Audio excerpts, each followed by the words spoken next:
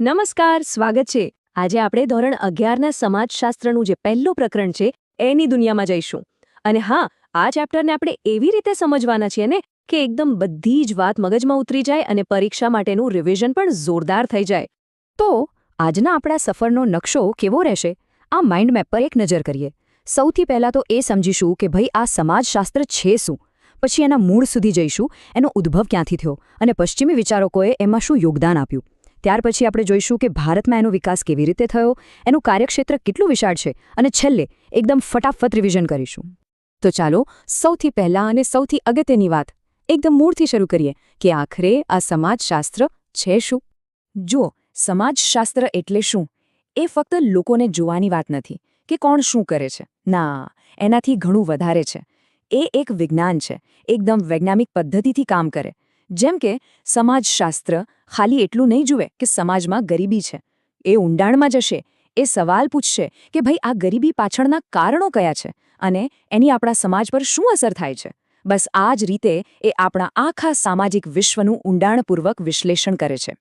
ચલો ત્યારે હવે થોડુંક ટાઈમ ટ્રાવેલ કરીએ, પાછા જઈએ ભૂતકાળમાં અને શોધી કાઢીએ કે આ આટલો રસપ્રદ વિષય, આ સમાજશાસ્ત્ર, એની શરૂઆત થઈ ક્યાંથી અને કેવી રીતે. અને આ સ્લાઇડ બધું જ સ્પષ્ટ કરી દે છે. જુઓ, વાત છે 18મી-19મી સદીના યુરોપની. ઇંગ્લેન્ડમાં ઔદ્યોગિક ક્રાંતિ થઈ રહી હતી, ફ્રાન્સમાં રાજકીય ક્રાંતિ. મતલબ કે આખો સમાજ ઉથલપાથલ થઈ રહ્યો હતો. ગામડા તૂટી રહ્યા હતા, શહેરો બની રહ્યા હતા. હવે જે જૂની પરંપરાઓ હતી, જૂની માન્યતાઓ હતી, એ નવા જમાનાના સવાલોના જવાબ નહોતી આપી શકતી. અને બસ ત્યારે જ એક જરૂરિયાત ઊભી થઈ, સમાજને એક નવા, એક વૈજ્ઞાનિક દૃષ્ટિકોણથી સમજવાની. હવે વિચારો, જ્યારે આખો સમાજ આમ ઉપર નીચે થઈ રહ્યો હોય ત્યારે સવાલ તો થાય ને કે આ બધું શું થઈ રહ્યું છે, આ બદલાવને સમજાવશે કોણ? અને બસ આ જ સવાલે, આ જ જરૂરિયાતે પહેલાં સમાજશાસ્ત્રીઓ માટે દરવાજા ખોલી દીધા. તો ચાલો હવે એ લોકોની વાત કરીએ જેમને સમાજશાસ્ત્રના આર્કિટેક્ટ એટલે કે શિલ્પકારો કહી શકાય, એ મહાન વિચારકો કે જેમને આ નવા વિજ્ઞાનનો પાયો નાખ્યો. સૌથી પહેલાં આવે છે ઓગસ્ટ કોન્ત, અને એમને સમાજશાસ્ત્રના પિતા કહેવામાં આવે છે. કેમ? કારણ કે એમણે જ આ વિષયને સમાજશાસ્ત્ર એવું નામ આપ્યું. એમનો મુખ્ય આઈડિયા હતો પ્રત્યક્ષવાદ. હવે આ છે શું? એકદમ સહેલી ભાષામાં સમજીએ. કોન્તનું માનવું હતું કે જેમ ફિઝિક્સ કે કેમિસ્ટ્રીના નિયમો હોય છે, એવા જ નિયમો સમાજના પણ હોય છે. જો આપણે એ નિયમોને શોધી કાઢીએ તો સમાજની બધી જ સમસ્યાઓનો વૈજ્ઞાનિક રીતે ઉકેલ લાવી શકીએ. સિમ્પલ. ઓકે, હવે વાત કરીએ એમેલ ડર્કહાઇમની. એમનો વિચાર તો બહુ જ રસપ્રદ છે. એમણે એક કન્સેપ્ટ આપ્યો, સામાજિક તથ્યો. આ શું છે? તો સાંભળો. આ એવી વસ્તુઓ છે જે આપણાથી બહાર છે, પણ આપણા પર એક પ્રકારનું દબાણ બનાવે છે. એક ઉદાહરણ લઈએ. ભાષા. શું આપણે ભાષા બનાવી? ના, પણ આપણે એને શીખવી પડે છે, એના નિયમો પ્રમાણે બોલવું પડે છે. બસ એ જ રીતે કાયદા, રિવાજો, પરંપરાઓ, આ બધું જ સામાજિક તથ્ય છે જે આપણું વર્તન નક્કી કરે છે, ભલે આપણને ખબર પડે કે ના પડે. એ પછી આવે છે હર્બર્ટ સ્પેન્સર, અને એમણે તો એક ગજબની સરખામણી કરી છે. એમણે કહ્યું કે સમાજ એટલે બીજું કંઈ નહીં પણ એક જીવંત શરીર. આપણા શરીરમાં કેમ હૃદય, મગજ, ફેફસા બધા અંગો એકબીજા સાથે મળીને કામ કરે છે, બસ એ જ રીતે સમાજમાં પણ કુટુંબ, સરકાર, અર્થવ્યવસ્થા જેવી સંસ્થાઓ એકબીજા સાથે જોડાયેલી છે અને સાથે મળીને આખા સમાજને ચલાવે છે, જીવંત રાખે છે. આને જ કહેવાય સાવયવી સમાનતા. અને આ વિચારથી સમાજની જટિલતાને સમજવી એકદમ સહેલી થઈ ગઈ. હવે એન્ટ્રી થાય છે કાર્લ માર્ક્સની, અને એમનો દૃષ્ટિકોણ તો એકદમ જ અલગ. માર્ક્સનું કહેવું હતું કે સમાજનો આખો ઇતિહાસ જુઓ તો એ ફક્ત બે વર્ગો વચ્ચેની લડાઈ છે.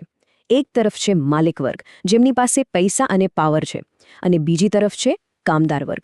અને એમણે કહ્યું કે આ આર્થિક લડાઈ, આ સંઘર્ષ છે જે સમાજમાં મોટા મોટા ફેરફારો લાવે છે.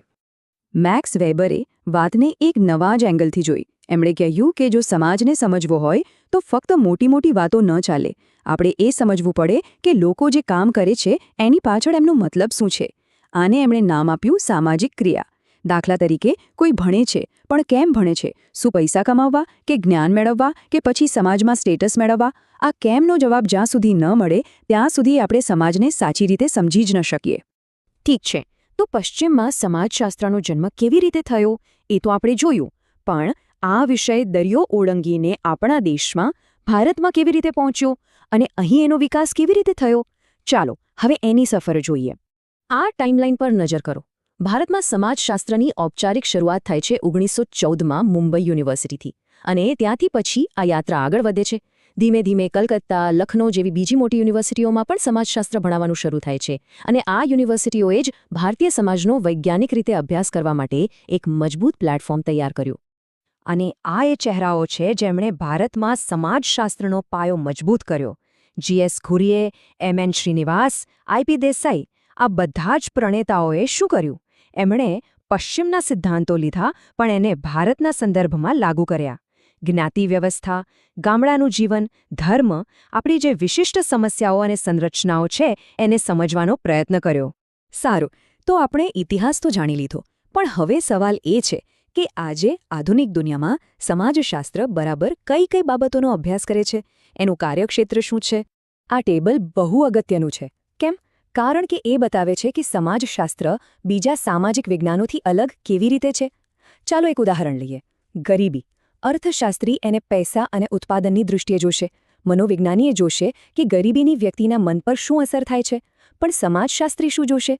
એ જોશે કે ગરીબીને કારણે સામાજિક સંબંધો કેવા બને છે, કયા સમૂહો પર વધુ અસર થાય છે અને કૌટુંબિક સંસ્થાઓ કેવી રીતે બદલાય છે.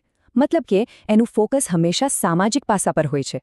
તો પછી સમાજશાસ્ત્રના અભ્યાસમાં શું શું આવે? ટૂંકો જવાબ છે લગભગ બધું જ.